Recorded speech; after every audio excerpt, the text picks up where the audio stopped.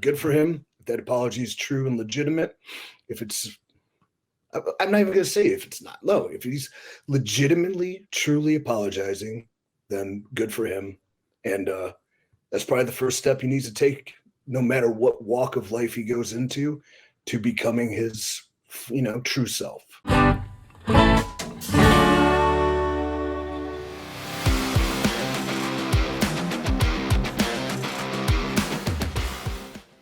What's going on, everybody? This is Dr. Chris Featherstone here for yet another episode of the Wrestling Outlaws. I'm here with three-time world champion, 2 times in TNA, 1 time in NWA.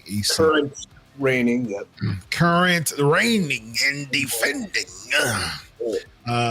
And also the former WCW World Heavyweight Champion. We have 4 championship reigns, 4 world title reigns on this screen. 4 world title reigns on the screen, man. I say it every week, and it's constantly absurd. It is, man.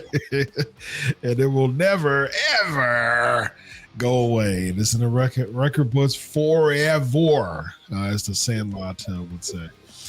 All right. So we, of course, every week we do some backstage catching up and backstage chat.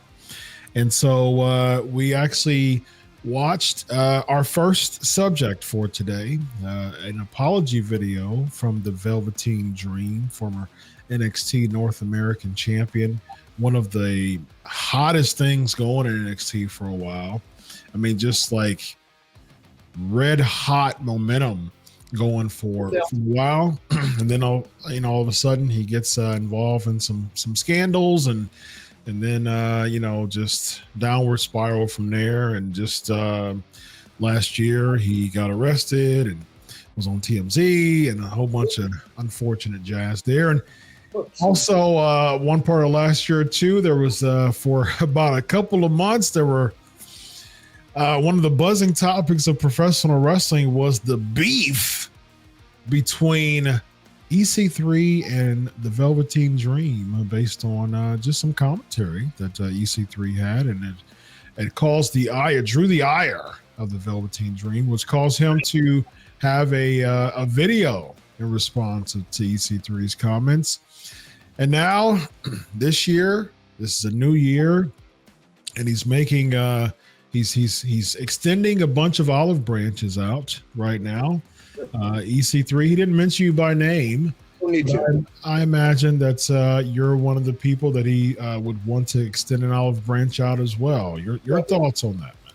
Yeah, I mean, if he extends an olive branch, I'd definitely accept it. He doesn't need to apologize for anything. I don't believe in apologies that are unnecessary. I mean, I told a story that was verbatimly true, that painted him in the light that he was in, and so be it. I am not going to ever stop nor criticize somebody whom truly seeks forgiveness. I think forgiveness is one of the greatest things about being human. To forgive is, to ask for it, to be bold enough to ask for it is pretty impeccable, and I just hope it's true, it's honest. He finds his best self, and there's if someone's working hard to change, the worst thing you can do is hold them to their past. So I do not hold any animosity to the past. You hope to forgive them, and you know what? If he needs help to transform, if he asks, I would gladly give it to him. So good for him. That apology is true and legitimate. If it's, I'm not even going to say if it's not. No, if he's legitimately, truly apologizing, then good for him. And that's probably the first step he needs to take, no matter what walk of life he goes into, to becoming his, true self. So. Well said, Vince. Yeah, no, I agree with that 1,000%, man. Come on, bro. None of us are perfect. My God, man. How many times? I'm a horrible person. Yeah, I mean, come on. Chris, as great as you are, I mean, come on, bro. If we counted between the 3 of us how many times we've screwed up in our lives, come on, man. Come on. So I think he's sincere. Bro, he did it at the beginning of the year. It's a new year. Yeah, bro, all the power to him, man. All the power to him, man. He recognized that he looked in the mirror and he realized there was some issues with him. He recognized it. He addressed it. Go for it, bro. Yeah. I would say too, though, like, you know, in asking for forgiveness, remember, forgiveness is not an occasional act. It is a permanent attitude. Do we know who said that? Who? MLK Jr., bud. Oh, yes, yes, indeed. Very, very nice. Standby. I imagine that's one of many quotes that I've read in many of his speeches that I was like, that's pretty cool. Guy can talk. Oh goodness, A little bit. Promo. Yeah, and let's not forget how old he was when he died. How old was he? 39. 39. 39. Yeah. Oh man. Yeah. Well, he'll live forever. Yep. He was born in 1929, January of 1929, and this is off the top of my head. January 1929, Man. died April of 1968. So I definitely think that he, you know, let me ask you this. EC3, because we all watched the video, and you know, it's not for any one of us to decipher, you know, based on watching the video. It's not for anyone else to decipher, oh, it's fake, it's not, you know, hey, that's for him to sleep with, you know, every night, if it's fake or not. But I do think forgiveness is the ability, at least for the particular situation, to regain power and control of self. And I do think, that it is necessary for progression. It's necessary for healing. And as a therapist, you know, helping people with that every single day, people don't realize how much they're being anchored by their unforgiveness, as far as how much it has physiological ramifications if forgiveness is not administered to people. And again, I tell people this all the time. I tell my clients all the time. Forgiveness is just you saying that there's no single person who should ever have that much power over me, including you, whoever I'm forgiving, and I no longer allow you to live in my head rent-free.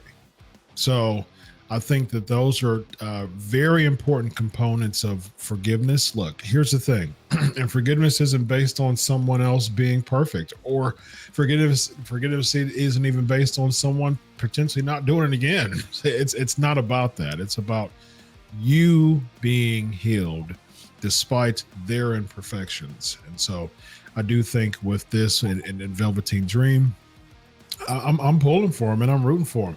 I was a big Velveteen Dream fan in NXT. I think he was fantastic. His feud with Aleister Black was amazing. You were there, EC3. How was the vibe in NXTville during that feud between Malachi Black, or Aleister Black at the time, and Velveteen Dream? Or did I come in right after that? I mean, I can't recall or recant the vibe as much as I can just say from watching him work and being in the ring with him. And I think when I was in TNA doing a seminar as TNA champ, he was there, and I'm like, that dude has a ton of potential. That guy is going to go places. And he was so young too. And what really stood out to me about him initially was there was a meme where there was no American flag when they played the national anthem at a show, but he had the American flag pants on. So he was standing and people were, you know, hands on the heart and saluting his pants. I'm like, you know what? That's cool with me. So, yeah. When you rise so fast and so young, and maybe you don't have stability in leadership in other parts of life, you know, you could be doomed to, you know, bite the hand that feeds, so to speak, or you could, you know, like he said, be immature. But even when this whole Language started, sorry, when it started, the first thing I opened with is like, look, I forgive everybody for everything. So I opened it before I regaled you with whatever buzz clips we used in the past. But yeah, I do. And I truly mean that. And I was at a point in my life at that time where I was forgiving as much as possible. And it wasn't even about the people that I felt that had wronged me. It's like you said, it was about me letting a lot of things go. So cool. Yeah, I'm happy. yeah, likewise, man.